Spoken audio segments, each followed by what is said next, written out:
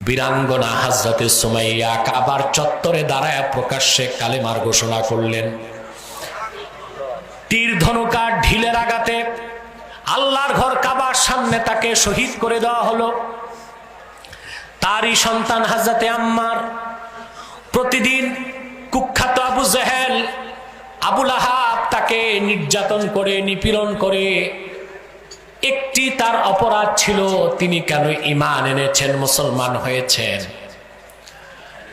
নির্যাতন নিপীড়ন করতে করতে বিরক্ত হয়ে একদিন আবু জেহেল হযরত আম্মারের শরীরের মধ্যে আগুন ধরায় দিল। জীবন্ত আম্মার মরুভূমির মধ্যে ছুটোছুটি করছেন, তার শরীরের আগুন নিভাবার জন্য কেউ তার সামনে আসে না আবু জেহেলের ভয়তে।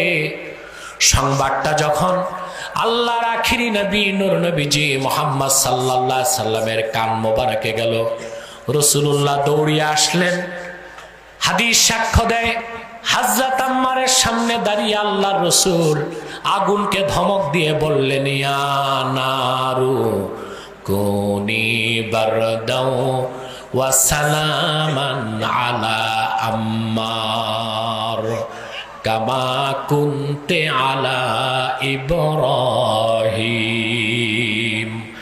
আল্লাহর হাবিব আগুনকে ধমক দিয়ে বললেন, রে আগুন, আমার আম্মারের উপর তুমি শান্তিদায়ক ঠান্ডা হয়ে যাও, যেভাবে আরেকবার আমার দাদা ইব্রাহিমের জন্য হয়ে গিয়েছিল।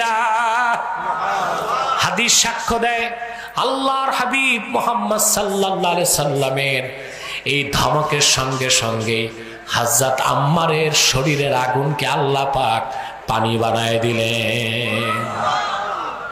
আমার ভাইয়েরা, এইভাবে হযরতে আম্মার, হযরতে খাব্বাব, হযরতে খুবাইব, হযরতে হুসাইন ইবনুল আরাক্তি রাদিয়াল্লাহু তাআলা আনহু, হযরতে বেলাল, সাহাবায়ে কেরাম কাফের মুশরিকদের চরম নির্যাতন নিপীড়নকে বরদাস্ত করে তাদের জীবনটা আমার আল্লাহর জন্য উৎসর্গ করে দিয়েছেন।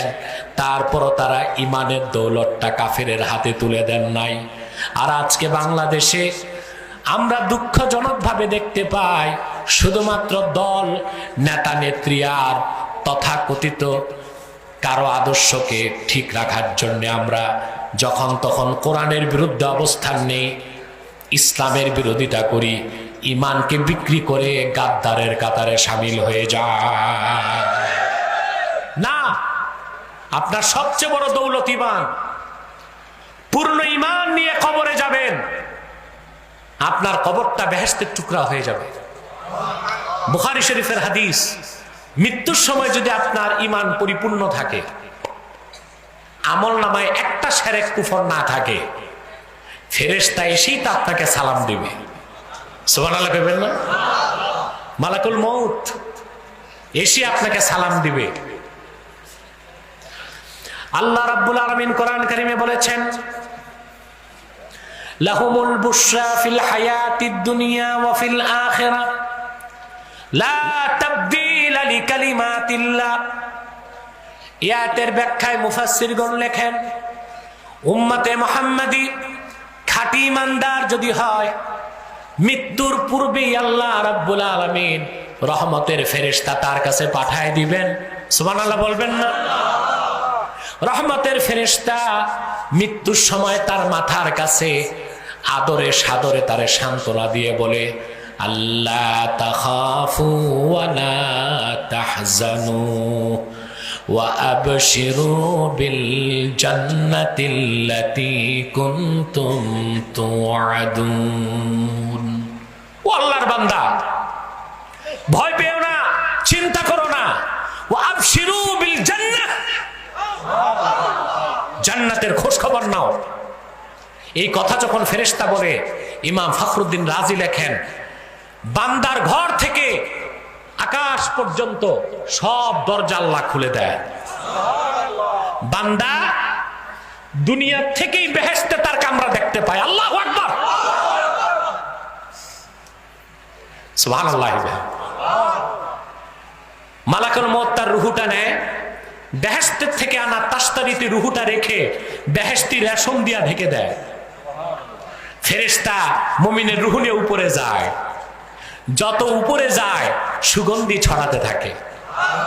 সুবহানাল্লাহ বিহামদি, সুবহানাল্লাহ। যখন আল্লাহর কাছে চলে যায়, আল্লাহ রূহকে ডাক দিয়ে বলেন, ইয়া আইয়াতুহান নাফসুল মুতমাইন্না, হে প্রশান্ত চিত্ত এবং আত্মা, সুবহানাল্লাহ, তুমি তোমার রবের সন্তুষ্টির দিকে প্রত্যাবর্তন করো। সুবহানাল্লাহ। ফাদখুলি ফি ইবাদি ওয়াদখুলি জান্নাতি, আমার নেককার বান্দাদের সাথে শামিল হয়ে আমার জান্নাতে চলে যাও। এটা ঈমান। সুবহানাল্লাহ বলে। কবরে যখন আপনাকে রাখা হবে, কবরে আপনি তো মুমিন, সাথে ঈমান আছে, হ্যাঁ? আল্লাহ রাব্বুল আলামিনের হুকুমে ফেরেশতা তিনটি প্রশ্ন করবে। কয়টা? প্রথম প্রশ্ন, মান রাব্বুক, তোমার রব কে? ঈমানদার জবাব দিবে আল্লাহ। দ্বিতীয় প্রশ্ন, আমা দীনুক, তোমার দিন কি? মুমিন জবাব দিবে ইসলাম। নাকি জিজ্ঞেস করবে তুমি বাঙালি না বাংলাদেশি ছিলা? কথা বলে, জিজ্ঞেস করবে তুমি বাঙালি ছিলা বাংলাদেশি ছিলা? আমাদের দেশে মুসলিম নামধারী এইরকম কিছু জাহান্নামের কীট আমরা দেখতে পাই, যারা বলে আমি মুসলিম কিনা জানি না, তবে আমি বাঙালি। না, মুসলমানের প্রধান আইডেন্টিফাই হচ্ছে আমি উম্মতে মুহাম্মাদি, আমি মুসলমান, তারপরে আমি বাঙালি। বাঙালি আমার প্রথম পরিচয় নয়। পৌত্তলিক, মূর্তি পূজারী, সংস্কৃতির পূজা যারা করে, হিন্দুয়ানি সংস্কৃতির দাবিদারি করে, তারাই মুসলিম পরিচয় না দিয়ে প্রথম পরিচয় বাঙালি দিতে চায়। আমার আপনার প্রথম পরিচয় আমি মুসলিম, আমি মুমিন, আমি উম্মতে মুহাম্মাদি, তারপরে আমার পরিচয় আমি বাঙালি, তারপরে আমার পরিচয় আমি কোন দলের চামুন্ডা। ঠিক কিনা বলে? আপনাকে কবর এটা জিজ্ঞেস করা হবে না দল কোনটা করতে হয়, তুমি কি সেকুলার না ন্যাশনালিস্ট না কমিউনিস্ট, তুমি কি বাঙালি না বাংলাদেশি, এগুলো না। ওমা দীনুক, দিন কি তোমার? মুমিন বলবে আমি, আমার দিন হচ্ছে ইসলাম। তৃতীয় প্রশ্ন হবে, ওয়ামা তাকুলু ফি হাযার রাজুল আল্লাযী বুইসা ফীকুম, আমার আখিরি নবী, আল্লাহর আখিরি নবী মুহাম্মদ সাল্লাল্লাহু আলাইহি সাল্লামের নূরের চেহারা মোবারক দেখানো হবে, আর বলা হবে মুহাম্মদ সাল্লাল্লাহু আলাইহি সাল্লাম সর্বশ্রেষ্ঠ সর্বশেষ নবী ও রাসূল হিসেবে যাকে গোটা বিশ্বের মানুষের হেদায়েতের জন্য ১৫০০ বছর আগে আল্লাহ প্রেরণ করেছেন। এই নূর নবীজি মুহাম্মদ সাল্লাল্লাহু আলাইহি সাল্লামের ব্যাপারে তোমার বিশ্বাস কি? খাঁটি ঈমানদার চিৎকার করে বলবে, হাযা নবিয়ুনা মুহাম্মাদুর রাসূলুল্লাহ ইমামুল মুরসালিন খাতামুন নবিয়্যিন, তিনি তো আর কেউ নন, তিনি আল্লাহর আখিরি নবী, নবীগণের মাথার তাজ, রাহমাতুল লিল আলামিন মুহাম্মাদুর রাসূলুল্লাহ সাল্লাল্লাহু আলাইহি সাল্লাম। আকাশ থেকে আল্লাহ ডাক দিবেন, আমার বান্দা তো সত্য বলছে, সুবহানাল্লাহ, ফাফরিশুহু মিনাল জান্নাহ, ওর কবরে বেহেশতের বিছানা বিছায়া দাও, ওয়ালবিসুহু মিনাল জান্নাহ, ওরে বেহেশতের পোশাক পরায় দাও, ওয়াফতাহু লাহু বাবান ইলাল জান্নাহ, আমার বান্দার কবর থেকে জান্নাত পর্যন্ত সব দরজা খুলে দাও। ঈমানদারের কবরটা হয়ে যাবে বেহেশতের একটা টুকরা। পক্ষান্তরে আপনি যদি কাফের হন, বেঈমান হন, পূর্ণ ঈমান নিয়ে মরতে না পারেন, তিনটা প্রশ্নের একটা জবাবও দিতে পারবেন না। যতই আপনাকে জানাজার আগে সংবর্ধনা দেওয়া হোক, অনেককে দেওয়া হয় না, বাঁশি বাজানো হয়, ঢোল পিটানো হয়, সেলুট দেওয়া হয়, ঠিক কিনা, তারপর কবরে পাঠানো হয়। এই সংস্কৃতিটার পরিবর্তন আমি চাই, হওয়া উচিত। মুমিন মুসলমান যাওয়ার বেলায় এইরকম অপসংস্কৃতিটা, এটা খুবই একটা দৃষ্টিকটু জিনিস। সম্মান দিতে হয় অন্যভাবেও তো দেওয়া যাইতে পারে, ঠিক কি না? আপনাকে যত সংবর্ধনা দেখ, যত সম্মান দেওয়া হোক, কবরে যে ঈমান নাই, 3টা প্রশ্নের একটা উত্তর দিতে পারবেন না। আপনি বলবেন হাই হাতা লা আদরি, আমি তো একটাও জানি না উত্তর।